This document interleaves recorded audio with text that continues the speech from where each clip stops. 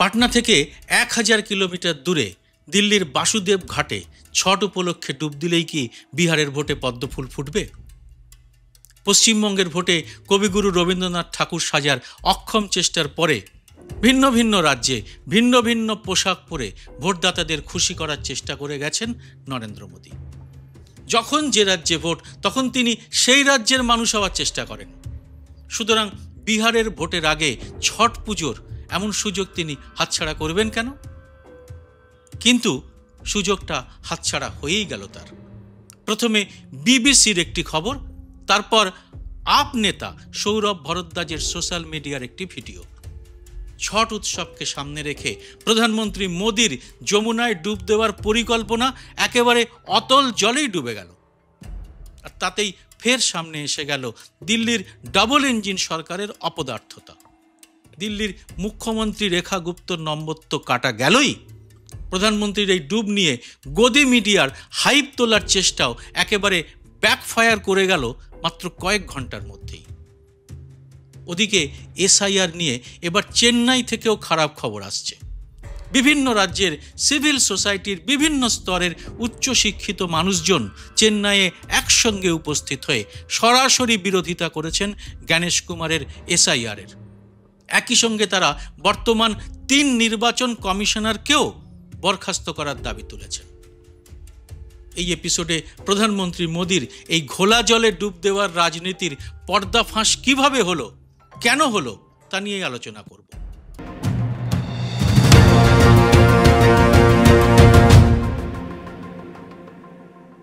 पहले मैंने टीवी पे देखा, एक तरफ यमुना, फोटो देखी आपने? वो देखी?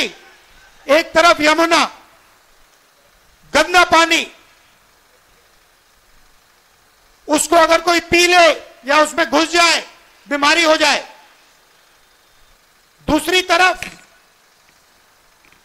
छोटा सा मोदी जी के लिए तालाब, दूर दूर से पाइप से पानी आता है। एक हिंदुस्तान, मोदी जी वाला हिंदुस्तान, अगर मोदी जी को ड्रामा करना है, छठ पूजा का ड्रामा करना है, तो पानी आ जाएगा, वीडियो कैमरा आ जाएंगे, साफ पानी, और उसी के 10 गज दूर हिंदुस्तान की सच्चाई। एक तरफ नाटक, अंबानी अदानी का हिंदुस्तान, नरेंद्र मोदी का ड्रामा, और दूसरी तरफ हिंदुस्तान की सच्चाई, गंदा पानी, बीमारी। टीवी पे आया, टीवी पे वो पाइप दिख गया कि भैया नरेंद्र मोदी जी नहाने आएंगे, बाकी हिंदुस्तान गंदे पानी में नहाएगा। नरेंद्र मोदी जी के लिए साफ पानी आएगा, पाइप में तालाब बनाया जाएगा, मोदी जी ड्रामा करेंगे। ये पूरे हिंदुस्तान ने देखा है, पूरे हिंदुस्तान ने देखा। और जैसे लोगों को वो पाइप दिख गया, नरेंद्र मोदी कहते मैं तो नहीं जाऊंगा। নমস্কার, সবাইকে স্বাগত। আমি সুব্রত বসু।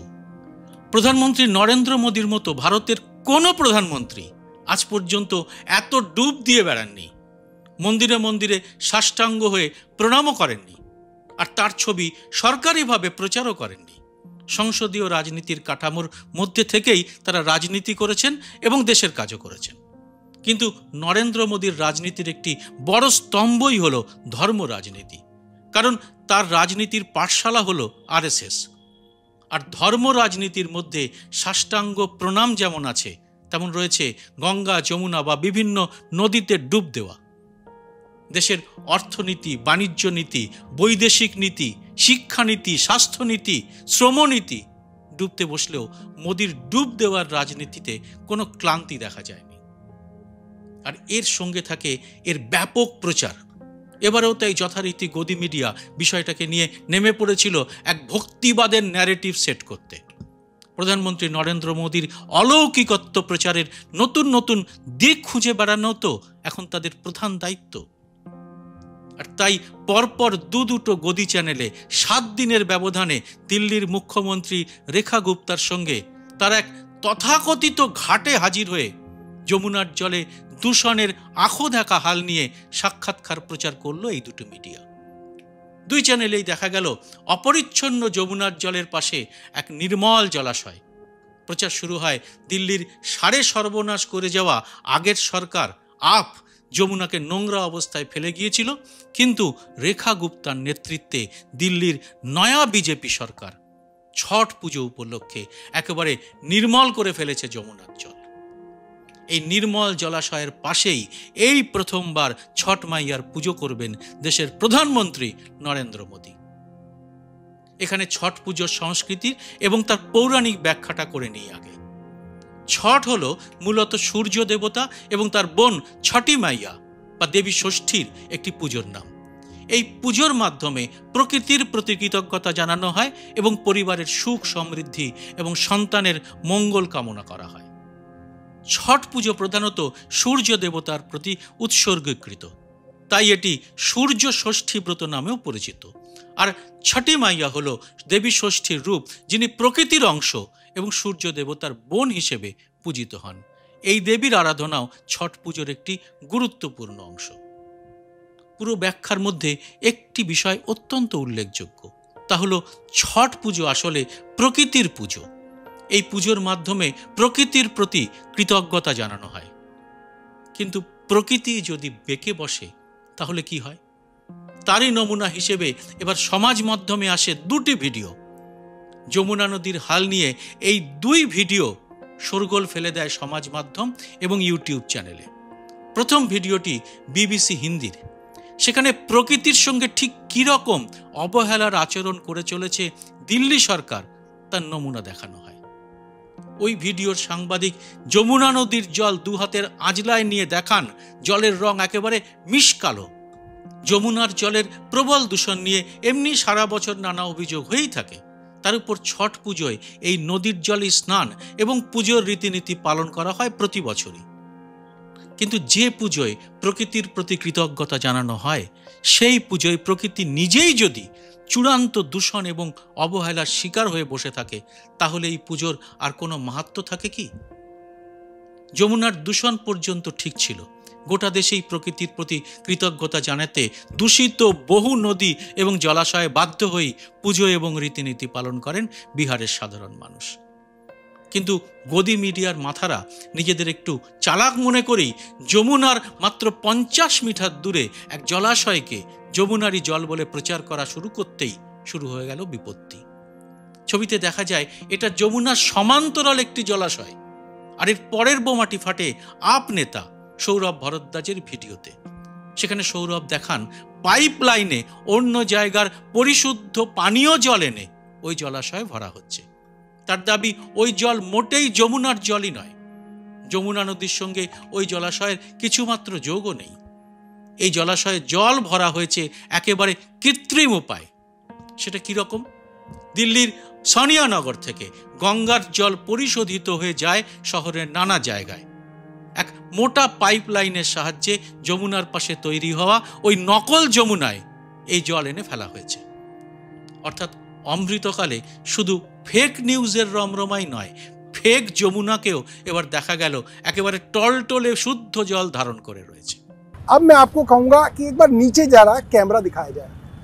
देखिए वो जो दूर से पानी आ रहा है, इधर दिखाइए, इधर ये जो दूर से पानी आ रहा है ये यमुना का पानी है, और यमुना के ऊपर वासुदेव घाट बनाया गया था कि यमुना से वासुदेव घाट के दर्शन, वासुदेव घाट से यमुना के दर्शन हो और लोग यमुना के अंदर जा सकें।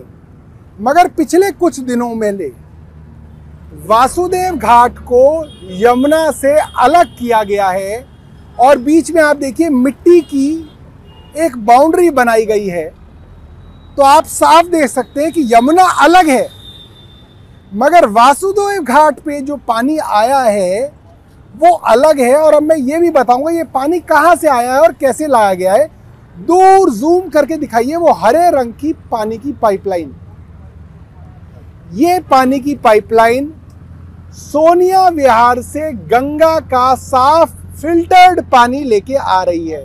यानी कि वो पानी जो गंगा से आती है उस पानी को सोनिया विहार में फिल्टर किया जाता है और पीने लायक बनाया जाता है।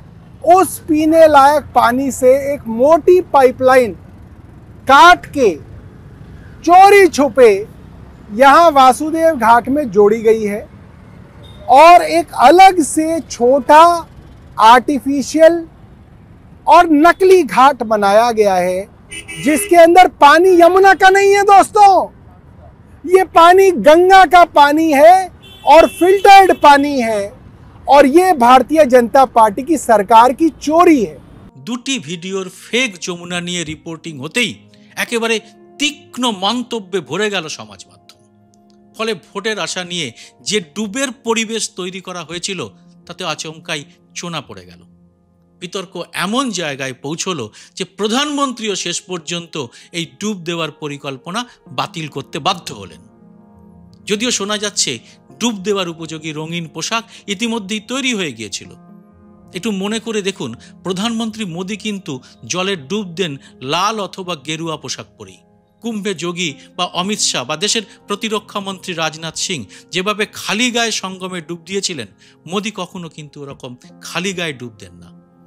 এসব ইভেন্টের ফটোশ্যুট কিভাবে করতে হয় তা অমিত শাহ, রাজনাথ বা যোগীর এখনো শেখার আছে আমাদের প্রধানমন্ত্রীর কাছে। তবে ডুব বাতিল করলেও বিহারের ভোট কিন্তু পিছু ছাড়ছে না প্রধানমন্ত্রী মোদীর। কোথায় বিহারের ভোট আর কোথায় দিল্লির জলে ডুব?